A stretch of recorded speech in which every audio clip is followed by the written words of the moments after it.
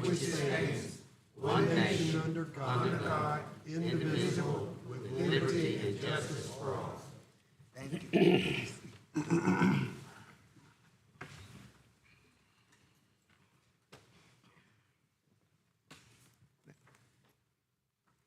We have a roll call coming from our clerk to the council. Ms. Bond. Charles Jennings. Present. Bernard Hamby. Present. Henry Banks. Present. Charles Cook. Present. Jackie Brown. Present. G.P. Callison. Columbus Stevens. Present. Thank you. We do have a quorum. This time we have approval of the minutes. These minutes are June the 18th and July the 10th of 2024. So moved. Second. The motion is second. Any discussion? Not all in favor, nobody right in. Thank you. Speaker, Mr. Wick Green from Upper Savannah Council of Governments. Good evening, Mr. Chairman, members of council. Thank you for having me. I wanted to make you all aware of a study that's recently been completed for our region. It's called the Roadway Departure Safety Implementation Plan. And this was done with the assistance of the Federal Highway Administration for our 6-county region. The roadway departure is defined when a vehicle leaves the road and either strikes an object on the side of the road or comes back onto the road and hits another car coming or another vehicle coming in the opposite direction. Of the fatalities of those type of accidents statewide, 55% of them end in a fatality. In our region, that number is 68%.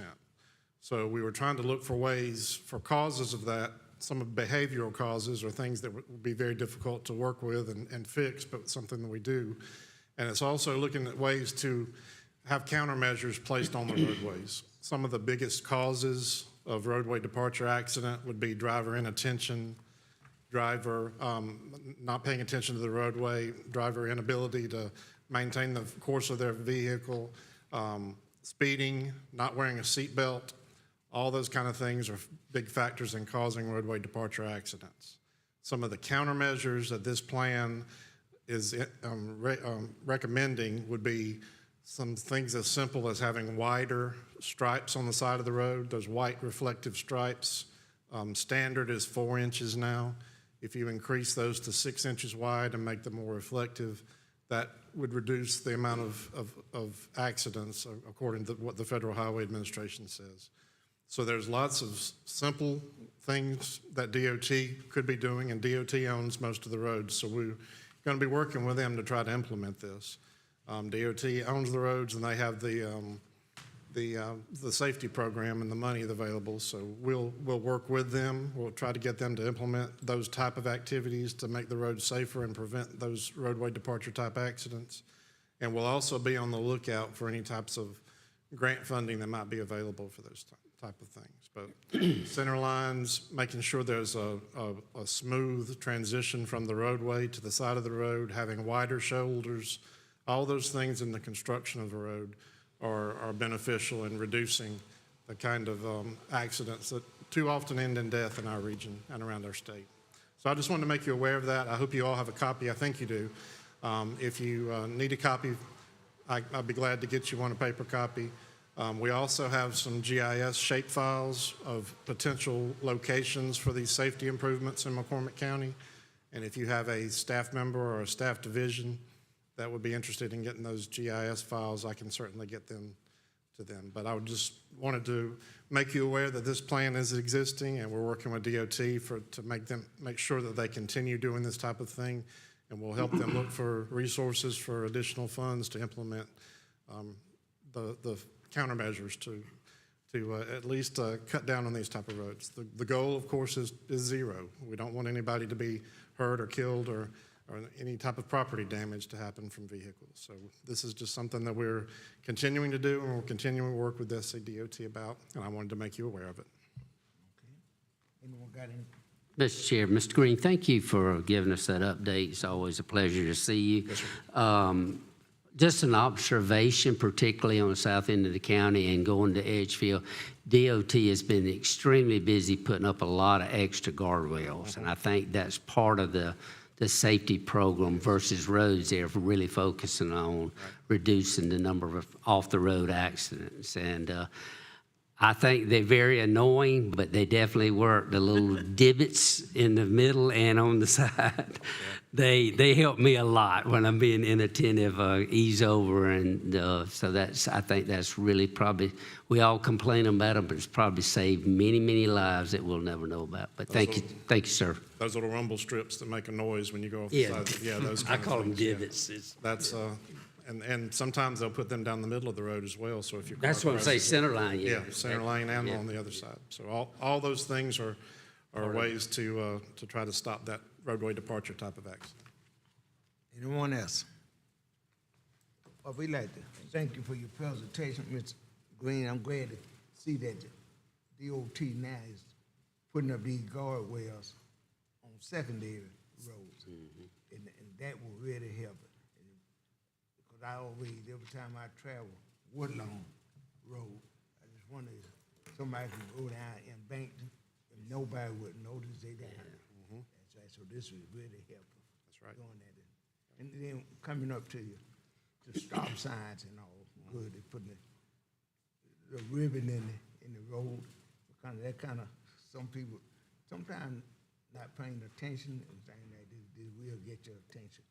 So this is good, the study and what you're doing, to be able to save fatality. Good, thank you.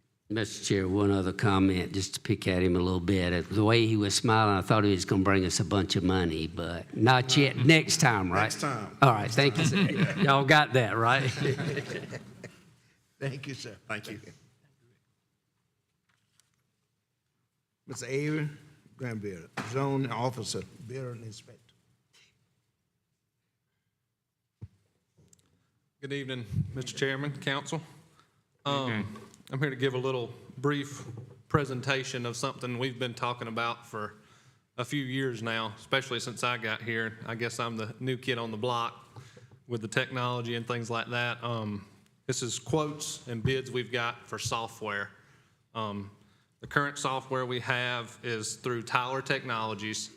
The software version that we have, I think if I remember from their quote, they said there was only 3 or 4 in the country that still have the one we have.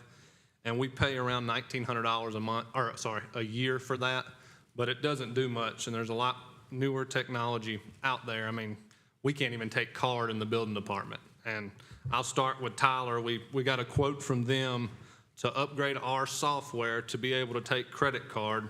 I think we've been with them since '08, and it was, as you can see, a $68,000 startup price, and then $24,000 a year after that.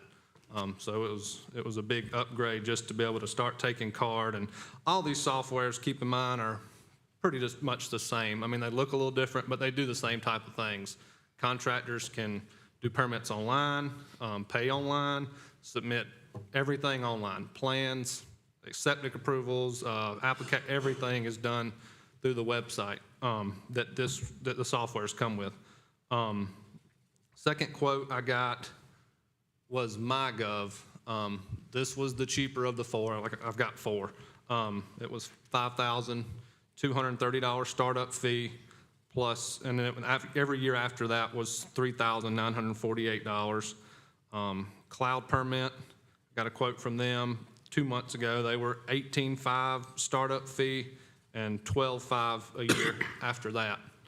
And then iWorkQ, which is, iWorkQ is actually who, and I talked to their building official the other day, Abbeville actually has this, but they just switched. And then this iWork just bought what the software they had out, which we like theirs, and they got bought out and they changed some stuff. So I got that one a few months ago. But anyway, they weren't going to charge us a startup fee, but it was just going to be $5,698, every year. But like I said, I've gotten 4 quotes. We're just wanting to try to get in the new age, 21st century as Columbus. We've talked about this a lot. But this is something the building department's really been wanting. Like I said, I can't tell you how many times I feel like a week or a month that people come in, drive all the way from Greenville to come get a permit from us, and they got to turn around and go get their checkbook or run to the ATM and get cash because we can't take a card. And like I said, contractors, I spoke with a lot of our builders, and I'm not gonna say all of them because we have too many, but I spoke with a lot of them, and they love the idea. Like I said, they can do everything from their office. They don't even have to come here. I can be at home sick and still do a permit from my phone with these softwares. They all kind of cloud-based, type software. But that's pretty much it. I'd love to be able to move forward with this. It's just a quick presentation. Mr. Chair, I would just question, thank you, sir. I would just question personal recommendation. I mean, you've got the bids. Yeah, the one. Who mostly throughout the county? What other counties who are they using? I know Saluda is with, I think Saluda is with Tyler. And then, like I said, Abbeville had the iWork queue. But all these I've gotten they kind of spread out through South Carolina. I had a chart a couple of them sent me from, I couldn't even tell you where it's at, but they do serve some of South Carolina, but most of these companies are bigger, so they're countrywide as well. So I really don't know what everybody's using. Like I said, I've just been digging around. And the reason I asked if we was to go with the low bid is you feel like all the bids are very similar except for that real extreme. Yeah, I think so. The software. You would be content with us Yes. I mean, choosing they're the lower bid. larger companies for sure. I got you. Yep. No further questions. Okay, anyone else? Not? Thank you. All right, thank you. For your presentation. Mr. Maury, Sandy Brink, Fire Chief.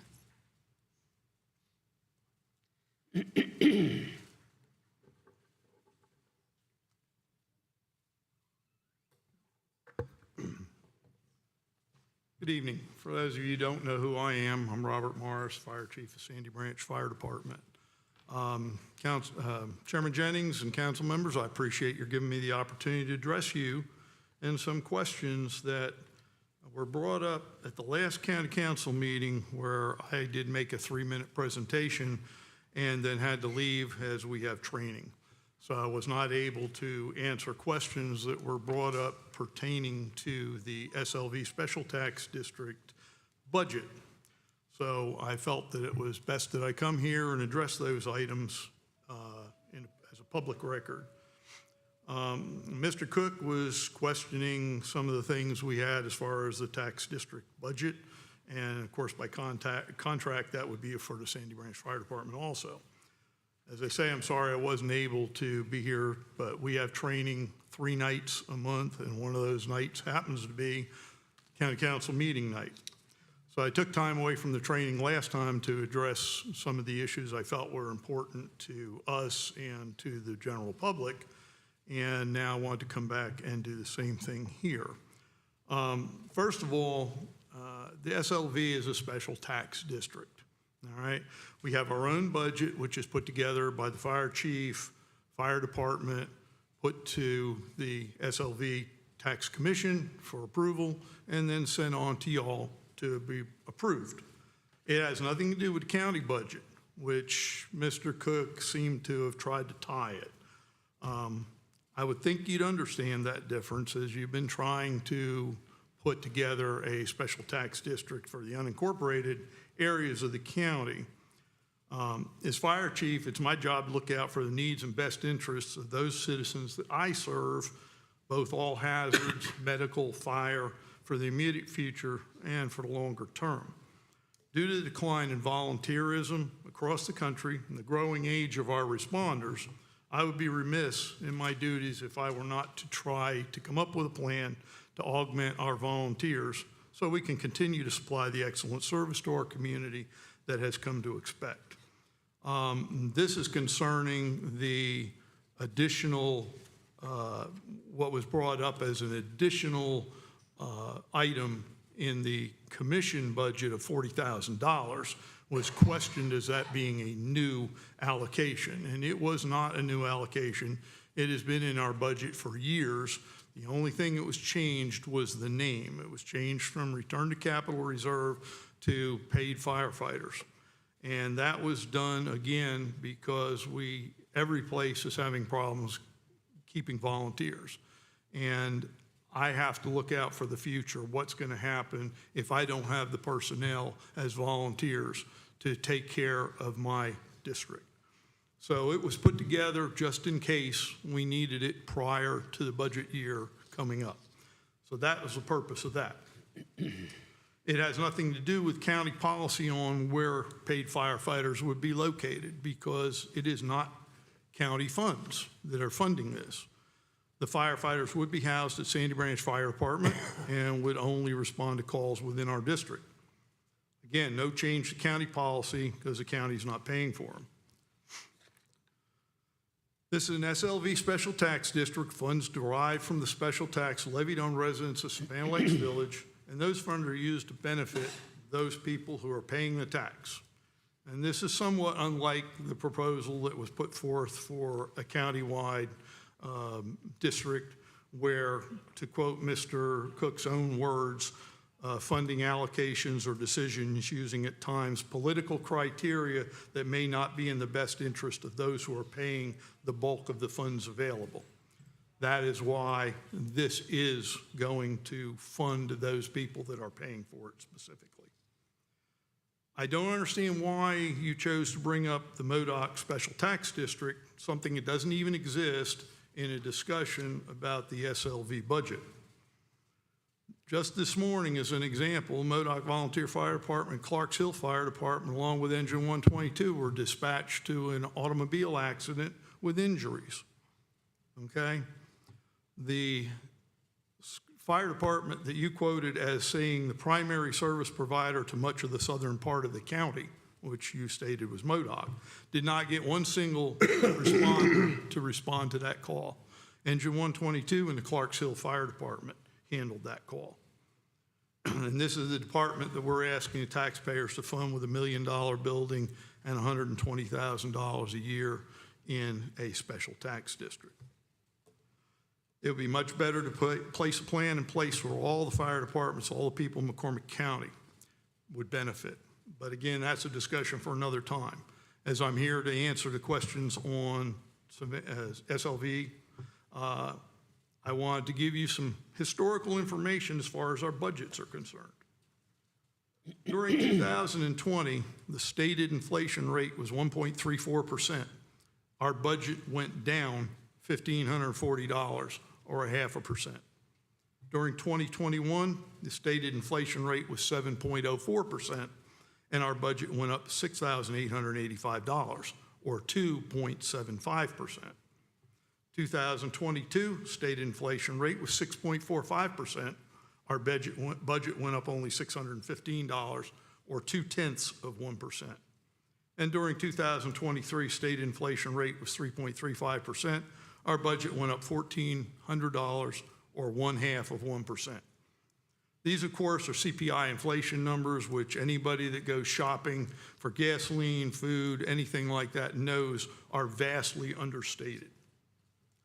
So to summarize, inflation up 1.3%, budget down 0.5%. Inflation up 7%, budget up 2.34%. Inflation up 6.45%, budget up 0.2%. Inflation up 3.35%, budget up 0.5%. Over those 4 years, the stated inflation rate by CPI went up a compounded 22.5%, and our budget rose a whopping 2.5%. During that same time, we've added around 500 new homes to our community. Call volumes have risen, and we expect that trend to continue. In reality, we have had to take on the role almost of primary response to the Little River Fire Department area, as they're having difficulties getting people out. Again, no effort whatsoever has been put forth to assist that department. This effectively doubles our response area. During my tenure as chief, Sandy Branch has made great strides in training, equipment, and response. I regularly attend training classes so as to get the most up-to-date information bring back to the department to give to training. And I encourage all members of our department to go and get training as much as possible. All policies and procedures were rewritten to make them consistent with the most current studies and most current best practices. The new 5-year plan was implemented to make sure we were prepared not only for this year and next year, but for down the road in the future. Two new EMR instructors were trained so we can have more efficient classes more often. We do more training than any other fire department in the county. Every one of our EMR trained medical first responders carries a full complement of gear, including oxygen and an automatic external defibrillator. We have added hydraulic extrication tool for our second fire station, as well as vehicle stabilization equipment for both stations for better accident response. We've also added a retired EMS ambulance to our fleet to use as a rehab vehicle for those times when we have our firefighters or first responders on scenes of calls in hot weather such as we're having today, or cold weather in the wintertime, to be able to take care of them and get them out of the weather and protect them, and also the citizens if it's needed to do so. We have submitted and received grants that have saved our citizens tens of thousands of dollars. We strive for excellence and will continue to do so, as our citizens deserve no less. I believe this shows that I, Sandy Branch Fire Department, and the SLV Tax Commission have been good stewards of taxpayer money. I am very proud of our department, its personnel, and the services they provide to the residents of the SLV community and our fire districts. Any questions, comments? Thank you for your service. Thank you. Mr. Chairman? Yes, sir.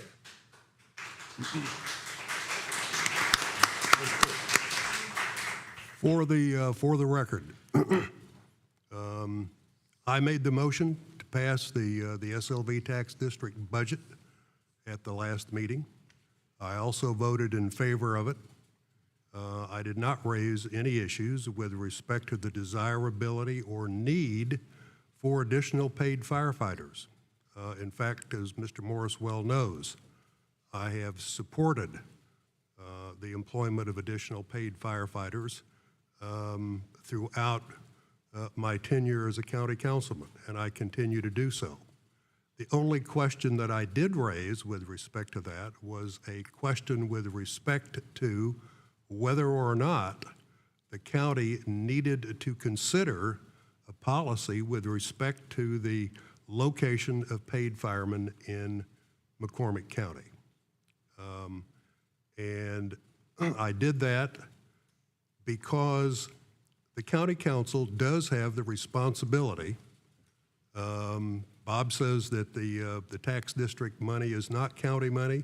It is county money because it is raised under a tax authority that is under the authority of the county council to approve on an annual basis, just as the allocations to other fire departments in the county are also under the authority of the county council.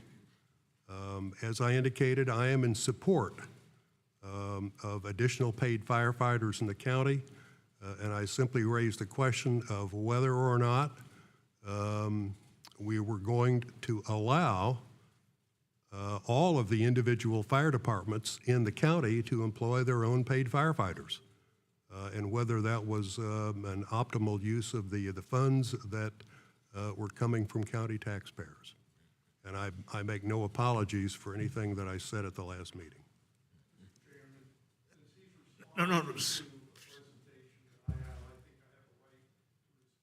No, we won't get into no debate at this time.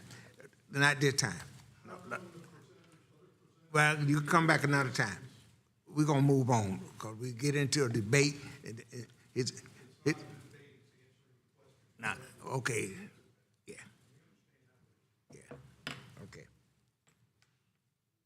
Public comments. Tamla White.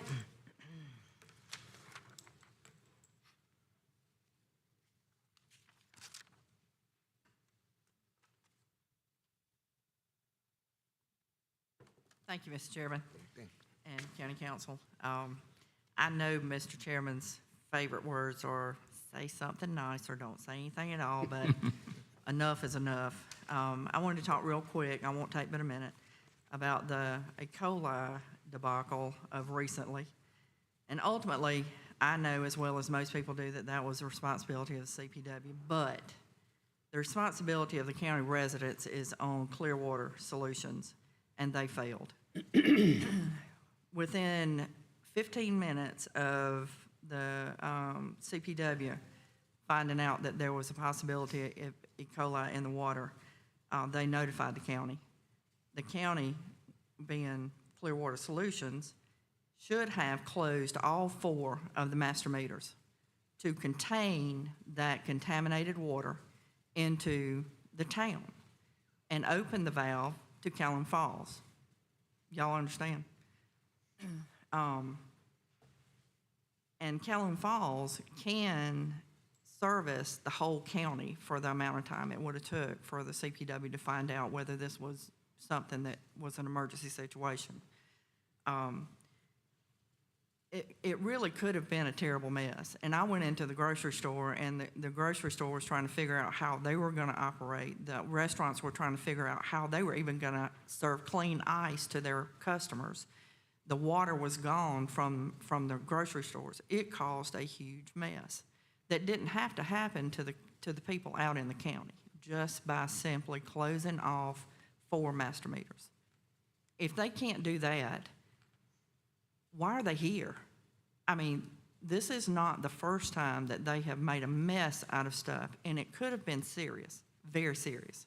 Somebody could have gotten very sick, or worse. This is one of the reasons that council should take into consideration that put the county back up underneath put the county water back up underneath the county. They're continuously messing up, and we don't need it. I mean, we don't need it. We can have it done better because they're not showing us anything. They can parade people in here, there, and yonder to say they're doing this, that, and another, but those trainee permits that those people have, they've got 6 more months on them, and if they don't take those tests by then, their trainee permits run out, and you won't have anybody except RICO that is licensed to do anything. So don't have the wool pulled over your eyes. Thank you. Y'all have a good evening.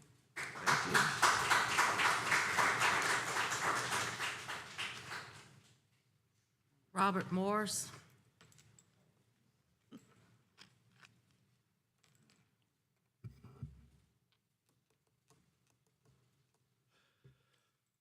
First of all, what Mr. Cook just said before in comments to mine, my presentation was inaccurate, and he didn't give me an opportunity to answer while I was up here, waited till I sat back down so that he could say it with no response.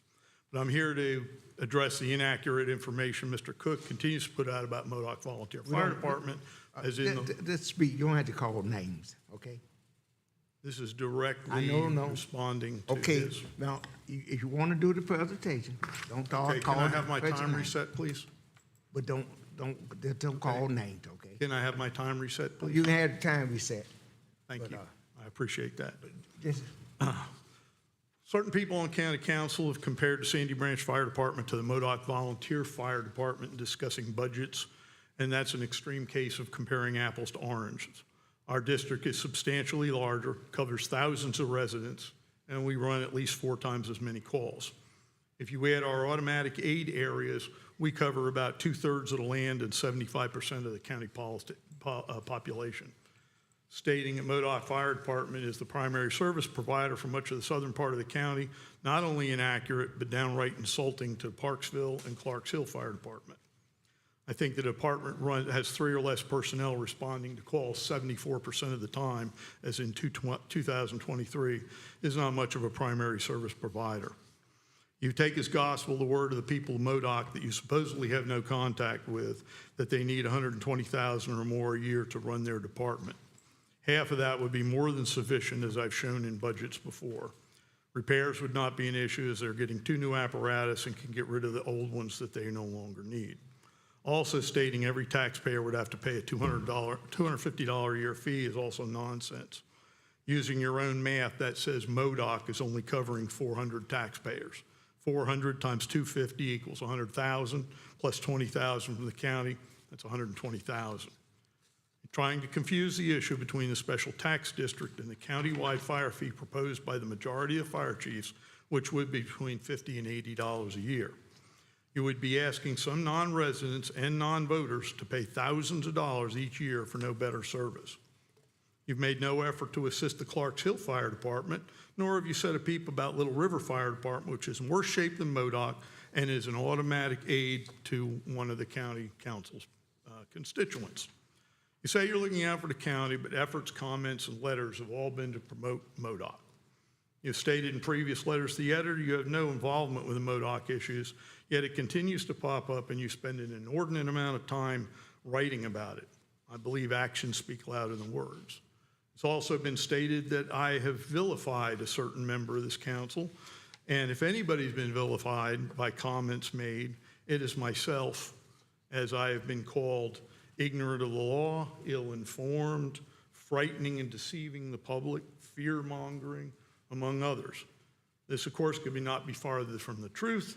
My only goal is to benefit the fire service for the entire county, not to use a Band-Aid approach that saddles some taxpayers with a tax burden which they do not even have a right to vote on. Thank you.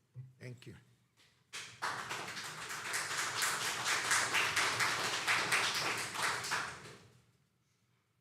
Anyone else? That's all. That's all, okay. Decision item. This is item number 1. Order 24-05, order to level and impose a 1% sale and use tax subject to a referendum in McCormick County, South Carolina, pursuant to South Carolina Code, Section 4-10-300, a TSEQ, for a specific purpose and for a designated amount of time to provide for a countywide referendum by the McCormick County Voter Registration and Election Commission to provide for the issue of bond in one or more series, tax exempt or taxable, in a amount not to exceed the agree of $7,300,000.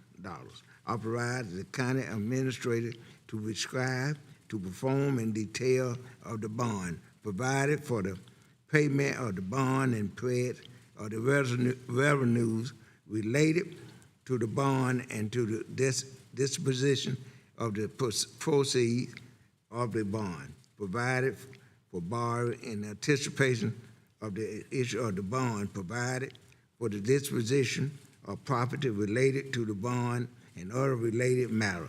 Council, this is the second reading. Can I get a motion? Mr. Chairman,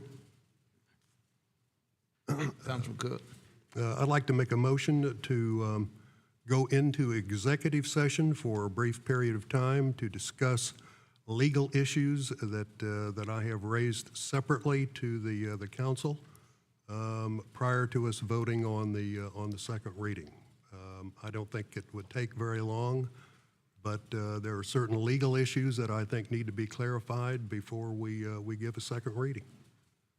It's up to you, Mr. Chairman. You can call for, he made a motion, it can be voted on, and then if approved, we'll go into executive session. If not, move forward with the motion on adopting second reading. Council, you heard the motion. Do I get a second?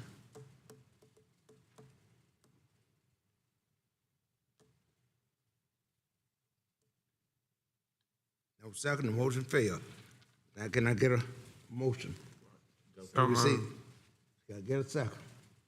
Second. Been motion and second. Any discussion? Mr. Chairman, Councilman Cook. I'd like to make a motion to lay this item on the table for a brief period of time so that council members will have the opportunity to review the 17 separate proposals that have been submitted to council for approval. Since we're not going to go into to council to discuss some of the legal issues, then we're going to have to resolve these in some way. And in addition to that, I think there are real reasons for us to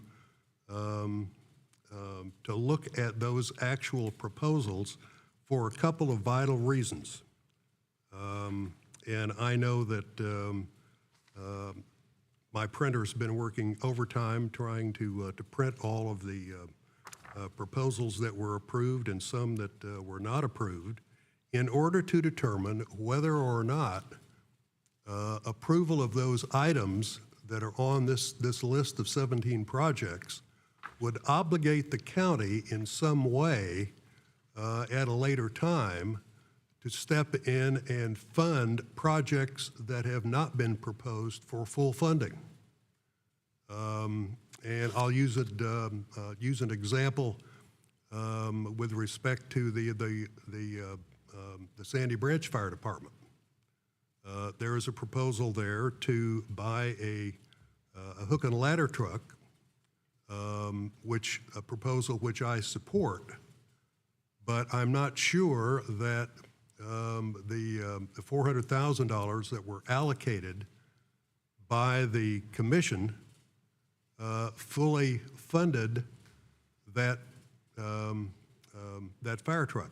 Now, having said that, I realize that the proposal says that full funding of that is going to come from resources that are possessed by Sandy Branch. And I have no problem with that whatsoever. However, the law provides that with respect to any excess funds that are available from the previous capital project sales tax, those funds either must be applied to the projects that essentially have already been completed, or if there is an automatic re-implementation of the capital project sales tax into the next fiscal year, those funds must be applied in priority order to the projects that have been proposed. Now, I don't know if anybody on council knows how many excess funds we have that have been carried over from the current capital project sales tax.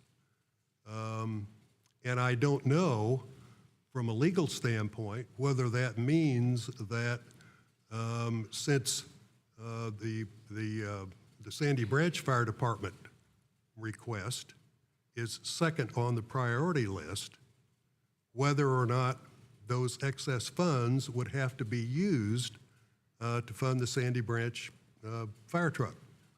Now, I don't have a problem with that, but I would like to know, in terms of the priorities, how much we're going to be able to fund and how much the county is going to be obligated to provide funding for those projects that are listed in these 17 projects that are not fully funded by the amounts that we are providing.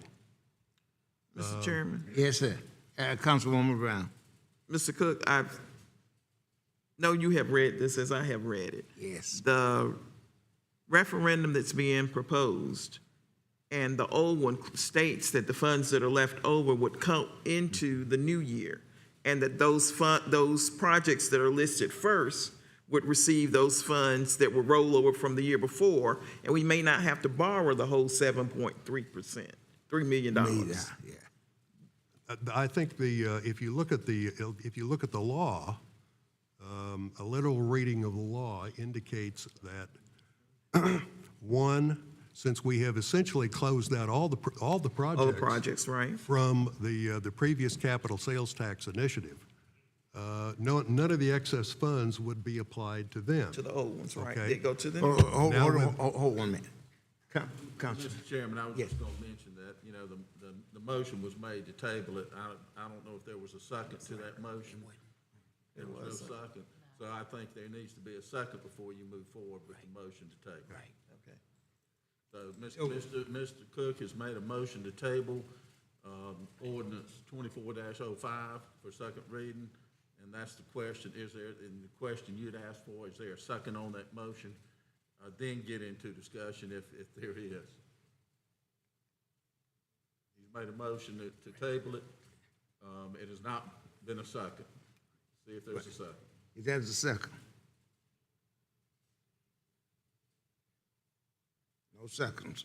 So now you're back to the original motion to approve ordinance 2405 for second reading. It has been seconded. Yeah. And you're in a discussion. Mr. Chair, I would like to comment during the discussion part of this. This is the second reading, and Mr. Chuck has brought up some legal issues that we probably definitely need to address, but I don't think on second reading that's imperative that we do it tonight. I would recommend that we vote on this, and either you call an executive session for us to seek legal advice on all his questions. List them, let's get with our attorney, and let's resolve them. But we have a large crowd here tonight that has no clue what all this is about.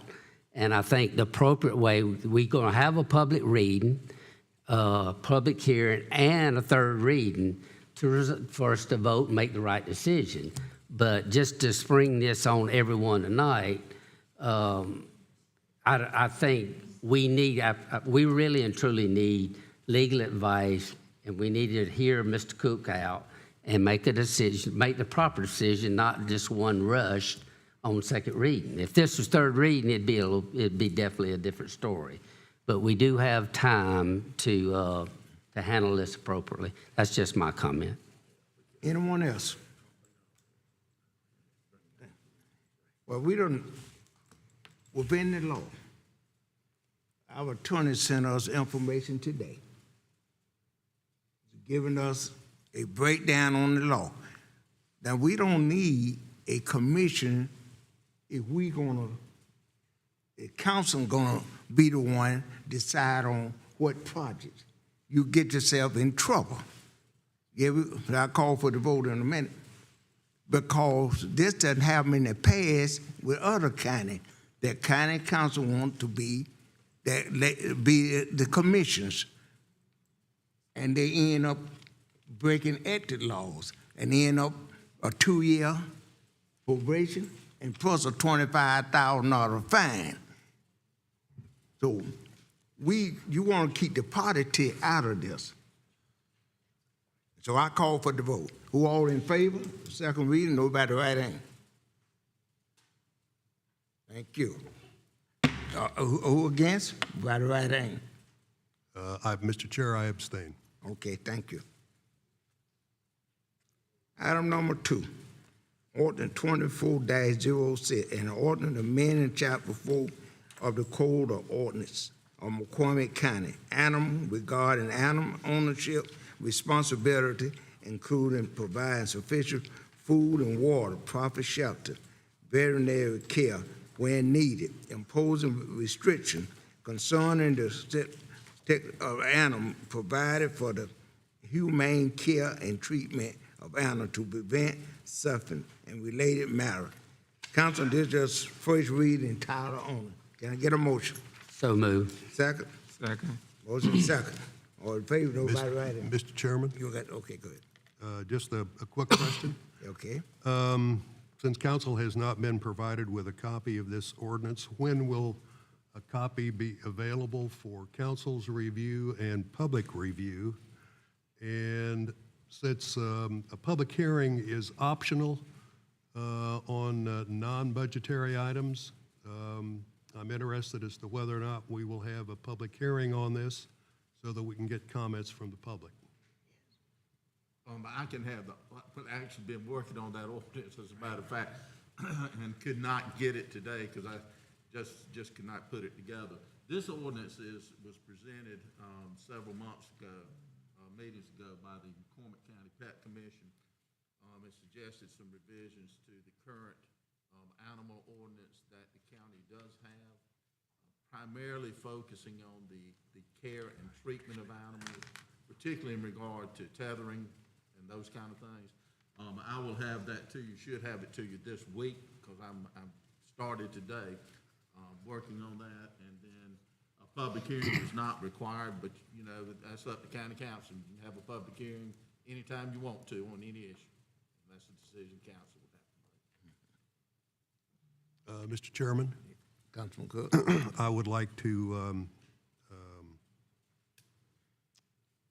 amend the motion for first reading, to approve first reading with the proviso that a public hearing will be provided to give the public the opportunity to comment on this. You heard the amendment. Go ahead. Vote on he's made a motion to amend. Is there a second on the motion? Can I get a second? I'll second. What is he requesting, a public hearing? A public hearing. Yes. Yeah, we do it anyway, but I'll give him a second on that. Okay. Only with the approval of council do we do it. On That's this one, correct. because it's not required by statutory But we, law. typically we do it. We, county council has many times had public hearings. Right. On matters that are They're not required. required. Not required, that's all I'm And saying. has asked for the public's input on matters that you don't have to I have a won't, public hearing. on. we're here to serve the public, Right, not right, the public I serve agree. us. All in favor? The amendment? Nobody right hand? Okay, now, pass the first reading on the motion to Yeah. approve. Now, get a- 24-06. Do I need to call for another motion? No, you've got it. It's already been seconded. Okay. You're good That's- on that. Just call for the vote. and Just further to You don't vote. call for the vote. We got it, yes. All in favor? Item number 3. Call for the vote, Mr. Call for the vote. We passed the amendment. Now Oh, we the have- vote. That's amendment, now we got to vote. First reading, okay. All right, There you go. yeah, thank you. Unanimous. Item number 3, council to consider authorizing the administrator to sign a agreement purchasing software for the building department for the amount of $5,230 startup fee and $3,948 yearly fee. Can I get a motion? So moved. Get that second. The motion is second. Any discussion? All in favor, nobody writing. Unanimous. Okay, thank you.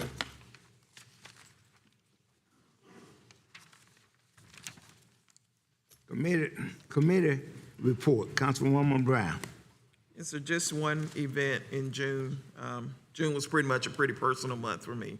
Did a lot of stuff with family and friends, but I did attend the retirement celebration for Charlotte Talent. It was a great event, and McCormick County certainly is going to miss her, but we have someone who's stepping in who I believe will be just as capable as she was. Yes. Thank you. Councilman Cook. Thank you, Mr. Chairman. It was a very busy month, in addition to everything that we had going with the capital project sales tax and a few other things. I also attended the going away celebration for Charlotte Talent, and I think we've given her so many commendations on this that are well deserved. But it's worth repeating that she added substantially, I think, to the county's economic development, to the county's prestige, and to the assistance that she provided to so many of us as we went through economic development projects and business concerns in the county. I attended the community forum that was held by our state representative Daniel Gibson. I viewed a Council on Foreign Relations webinar on U.S. policy with respect to China. There were some interesting comments on that, and I know that a lot of the individuals in Savannah Lakes Village have been very concerned about that. I attended the Chamber of Commerce breakfast, and that was presided over by our new executive director, Renee Robertson, and I do think she's going to be a real asset to the community. I attended the several of the capital project sales tax committee meetings, commission meetings. My wife and I attended the Hickory Knob State Park barbecue on July the 4th, and the food was delicious. And so if on future July 4ths, if they hold that and you're looking for some place to get some good barbecue, Hickory Knob is the place to go. We held the Chamber of Commerce sponsored and American Boating Club sponsored boat parade on the Saturday after the 4th on July the 6th. And Councilman Hamby and I both participated. Councilman Hamby was one of the 3 judges, and I had the privilege to serve as Master of Ceremonies. I attended the SLV Tax Commission meeting, the McCormick County School District Board of Directors meeting, the Town Council meeting, the CPW meeting, the County Planning Commission meeting, the County Council's Planning Committee meeting, which was held when? Friday, Monday? Yesterday, yeah. And the Savannah Lakes Village Public Affairs Committee meeting. There are just a couple of other issues that I'd like to mention. I did respond to a constituent inquiry with respect to the placement of obstructions on the county's right-of-way and public roads that were inhibiting the access of first responders to emergency calls. I don't know if other neighborhoods are facing the same thing. We have a lot of people in Savannah Lakes Village who are placing reflectors in their lawns, and what's happening with that is because the requirement for an emergency call is that the driveway be restricted to the presence of an ambulance. The first responders who encounter reflectors and other obstacles in the lawn are having a difficult time parking near enough to the homes that are making the call so that they can get to those houses on an expedited basis. I worked with the Department of Transportation, our local Department of Transportation people, and in the district office. We both were checking the law, and they agreed that there's no clear definition of an obstruction. So whether or not a reflector or other similar obstruction would be considered something that would be illegal would be something that they recommended be placed in a county ordinance. So I have drafted an amendment to the county ordinance, and I will be submitting that to council very shortly. I also arranged a meeting with the U.S. Army Corps of Engineers, Representative Scott Hyatt, Kirk Smith at SLV, and Jim Walsh, who's one of our developers, with respect to the issue of the SLV Marina. I think everyone is very concerned that we be able to maintain that marina. And it seems that the Corps of Engineers had issued an ultimatum to the proprietor of the SLV Marina that they either reach agreement with respect to parking issues, or they were going to move the marina across the lake into Lincoln County. So I arranged the meeting. The developers have presented a parking plan to the Corps. The Corps has approved that and passed it along to the proprietor of the marina, and we are now waiting on a decision on that, but we are very hopeful that we'll be able to work that out so that the marina will be able to stay in McCormick County and at SLV.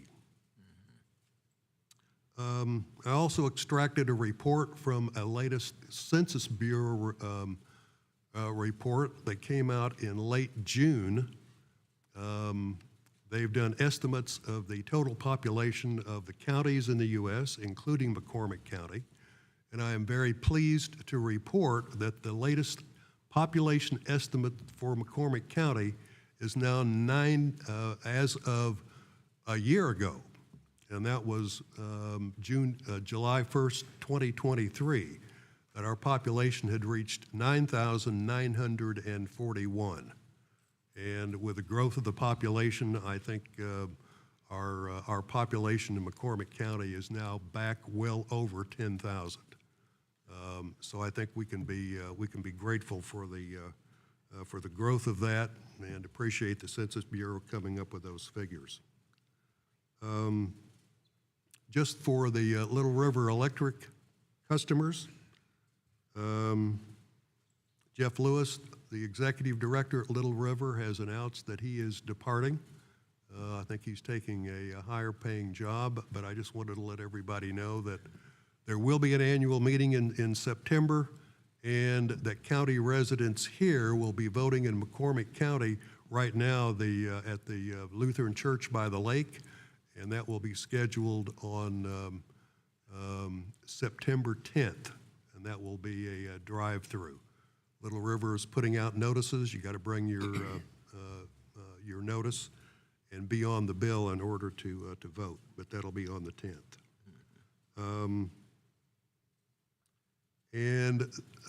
Finally, the filing for McCormick County School District positions opened yesterday. Those are nonpartisan positions, and if anybody is interested in filing for school board, they will be able to do so through noon on August the 15th.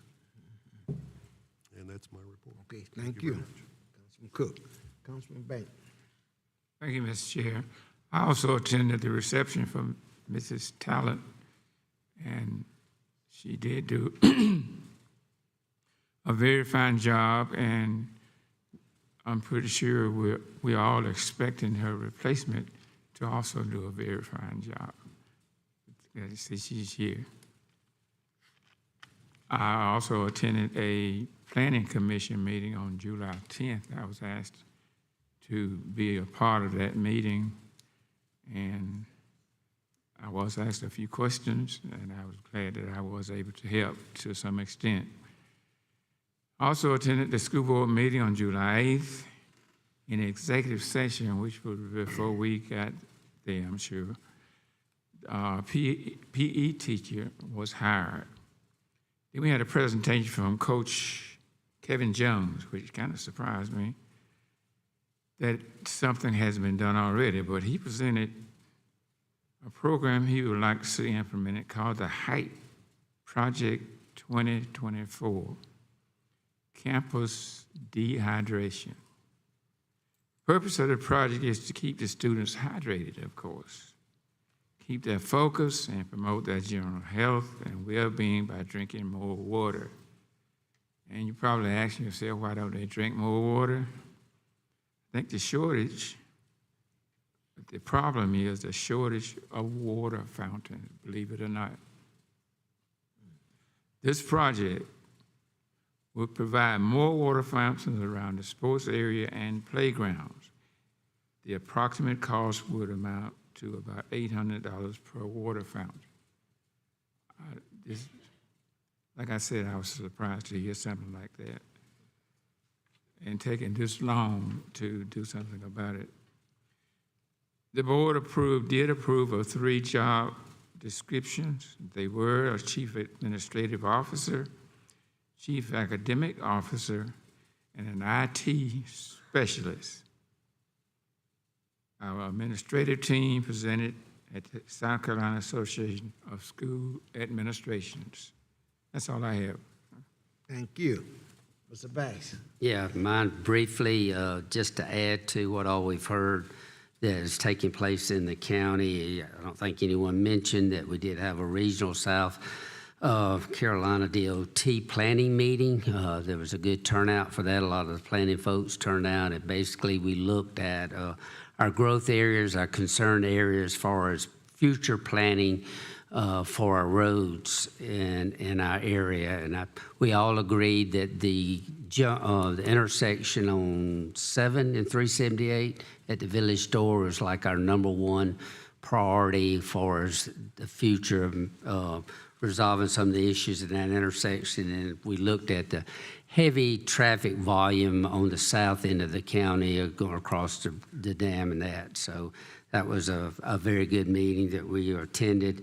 The other meeting that was very important, a lot of information came up. Ms. Brown and I sat on the sort of like the County Road and Bridges Subcommittee, and we met informally to just discuss strategic planning of all our roads in our county. And we will be meeting with the CTC here shortly, and then we will come before council to make some recommendations about doing an evaluation of all the county's roads. And what we're trying to do there is, we all know each district has road needs, and what happens if roads get so political, it's really tough on our staff and our engineering and trying to determine which roads and who gets the funding for the roads. So this evaluation, we're hoping it will resolve that. We'll go probably, if the council supports it, ask for a 5-year strategic plan, and they'll list all the roads and the conditions, and that way we will have a checklist as funds come available to do maintenance or repairs or whatever the needs are on those roads. So appreciate Ms. Brown's input on that. It was a very good meeting. And I too wanted to recognize Ms. Robinson. She attended all the boat parades, every one that we've had, and she was a new face there in the heat. They did put us under the shade this time. Last time we were stuck out on a little dock in the middle of the sun. So it's always fun to see the patriotic boats go by and people supporting the 4th of July. Now, I wanted to report is the fireworks got canceled because of the rain. What's the rescheduled date? 27th. So let's have a good turnout for that. McCormick County puts on a great fireworks show, and there won't be any competing with us. So I would love for her to have a big show up for public and enjoy the fireworks over the lake. It's spectacular to watch. That's all I had to add extra. Thank you, sir. Thank you. Well, Plum Point didn't let the rain stop them. So they Oh, we had a bunch, but the county didn't have theirs. Okay. That's right. We attended the senior disability workshop with John Detterhouse, and that gave out a lot of information concerning seniors with disabilities. Also, that we also attended a workshop at Upper Savannah Council of Government for the caring for aging and disability people. And like before stated, the road study workshop for the next 18 months, it's going to be real hefty because we do have a lot of roads here with the growth that Councilor Cook was talking about now, that it's becoming dangerous every day, and actually they're going to study increasing. So this study will be good for McCormick County. We had attended a workshop at Bethany Church on dementia and Alzheimer's for older as well as young people. And like before stated that it was a good turnout giving support to Ms. Tyler for work that she have done. In case some of you don't know, the new high is a product of McCormick County. So we just let you know what McCormick County have. We didn't have to go outside to get someone. We got one of our own. And we just welcome Ms. Robinson in the job, and she took off running. And we appreciate it, and she's gonna be a great asset. So don't forget about the special call meeting, August the 6th at 5 p.m. Special call meeting. Mr. Stephen. Just a couple of things, Mr. Chair.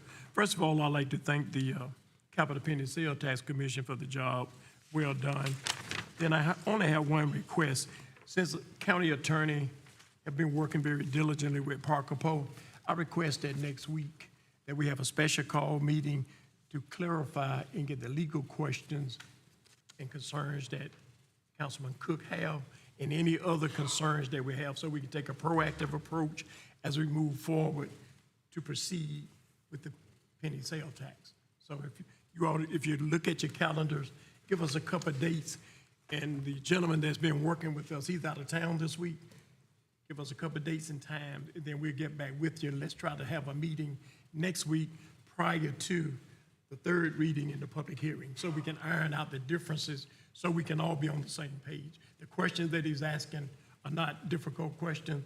We'll be in position to give you legal advice and facts to substantiate how we move forward with the penny sale tax. One other point I just want to make is. Excuse me, that would be an executive session. In executive session. Right. And one other point I want to make, we have not closed out the current penny sale tax yet. No. We still got payments that we got to make Correct. to the WSMM, so I just want for clarification purpose. And we got one more payment to make also on the capital penny sale tax bond, which means that we got the funding for that.